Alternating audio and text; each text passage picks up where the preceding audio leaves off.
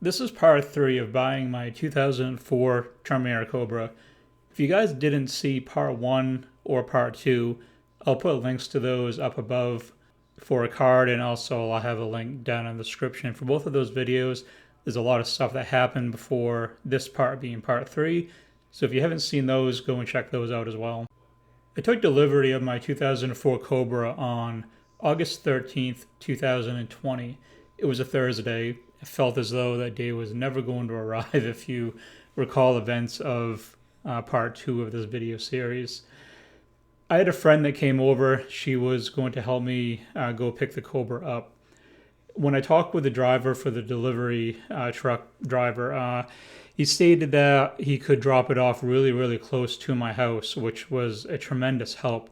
The original plan was to have it dropped off at the main mall, which has a huge parking lot, plenty of room for a large truck to get into, but his actual shop where he stores his truck, ironically, was only 10 minutes away from my house, so it made it quite easy to get over there and pick the car up and drive it home from there.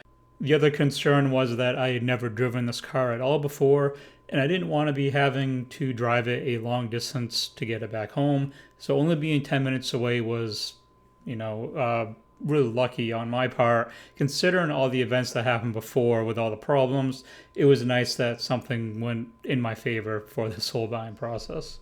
I didn't take any pictures pulling into the yard or with the Cobra in the yard where it was dropped off from the truck. It was such an overwhelming moment that taking pictures or video was the last thing on my mind at that point. These pictures that you're seeing now was the very first place I brought the Cobra to. It was actually right across the road from where the Cobra was dropped off. It's a small parking lot, and I was able to take some pictures and video there. And when I pulled into the lot where the Cobra was, I was driving my vehicle and my friend was with me, and she looked over and she said, "I wish I had taken a video of the expression on your face when you first saw that car."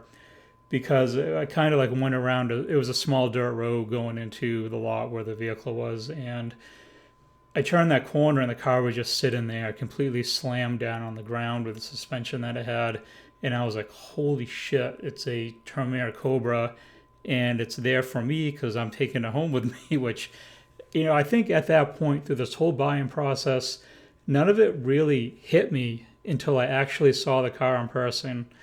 It was just, I don't know, it was such a unique feeling, and it was just such a surreal moment.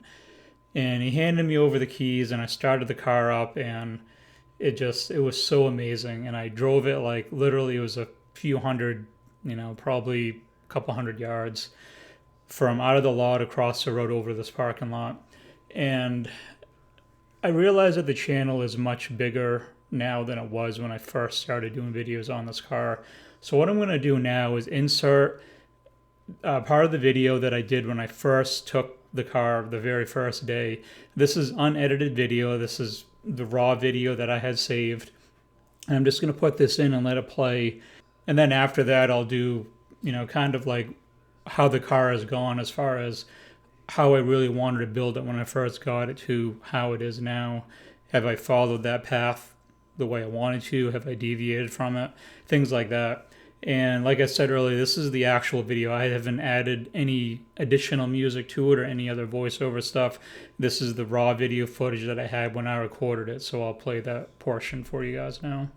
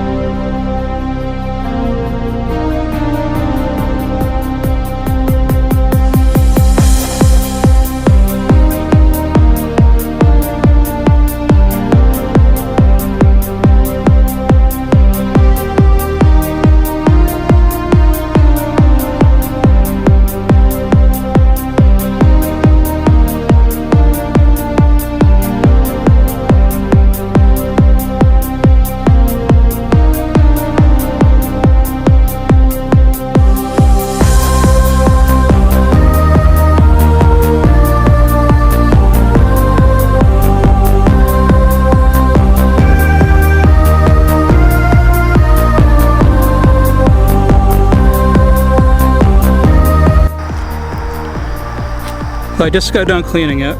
It traveled 1,700 miles on the back of a hauler, so it was definitely quite dirty when I got it. But it cleaned up pretty well. It does need a clay bar and a good wax. I did not do that right now. Probably do that fairly soon, but I just didn't have time to today. But I'll find some time in the next few weeks to really give it a good waxing and clay bar to get all the crap off it. Because I can still feel stuff in the paint a little bit. But it cleaned up really well. I didn't say earlier in the video, but this is my first Terminator. It's my second Cobra and my sixth Mustang. But this is the first 03, 04 Cobra that I purchased. And even though I've only driven it a few miles so far, it's been a lot of fun. I did take tomorrow off from work because how can you get a car like this and go into work the next day? So I did take the day off. And the next video that I do, which I will put out next week, I am going to go over everything that's already been done on this car, some of the things that I want to change on it, and some of this, the mods that have already been done to it. Some of this stuff you can see just from looking around the car, but for the most part it's mostly stock, but there are some things on this car that you cannot see, and I will go over that in the video. The interior is really good shape. No complaints there at all.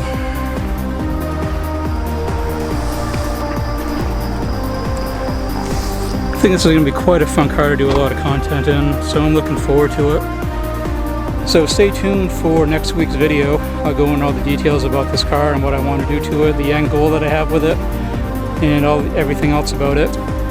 Thank you very much for watching. I definitely appreciate it. If you want to see more of this Terminator and more of the content that I have coming out for it, make sure to sub. And that's it for now, guys. Thank you very much for watching, and until next time. So as you can see, especially from the engine bay, there's quite a lot that's changed on this Cobra going into year 3 of ownership for me having it. And things are still changing, whether things are still happening mod-wise. A lot of stuff that's being done in this off-season for this winter. Those of you that follow the channel regularly know all the stuff that's being done to it and the stuff that's been done since I bought it. As far as my original plans with the car, things have pretty much stayed exactly on track for what I wanted to do. I said in the second video, this footage you're seeing now is just the first video that I did where I covered all the mods that were done on the car and what I wanted to do with it. In this video, I said how I wanted to replace the Eaton Supercharger with a VMP Gen 3R. A lot of you are aware it has a VMP Gen 3R on it now. And one of my main goals with this car was to have a street focus car. I wasn't building it around the drag strip, and I wasn't building it around being a road course car, which is what it was built for by the previous owner. As far as how those plans have gone, I have stuck very well with that framework of keeping it with that goal of making this pretty much a street car, a very powerful street car that handles very well for what the platform is, and just something that's really fun to drive. And that was my main goal for what I wanted. I know what it's like to build a car as a dual-purpose car. My 94 Cobra I built as a drag strip car and car shows and a drive on the street. And it's really, really hard to do that with one car. You really need 2 or more to focus on what's the one thing that is really good at. And I primarily wanted this car just to be a really good street driving car. And that's how I've stuck with the plans with this car. That's how I continue to mod it. And I don't foresee deviating from that. I may take it to the track this coming year just to see what it does for a time, but that doesn't mean I'm going to all of a sudden start drag racing or all the time I turn it into a dedicated drag strip car. I hope all of you have enjoyed this 3-part series. It was pretty cool to go back and remember all the events that happened and actually put it on video, because as time goes by you tend to forget details and things like that. But it was quite the process, as you can see, from the very concept of wanting to buy one of these cars to actually taking delivery of it and getting it to my house. It was quite the journey, and if I could change any of it from how the events happened, I probably wouldn't. it made for a pretty cool story. It was kind of boring if I just, bought it locally and drove to the guy's house and then drove it back to mine.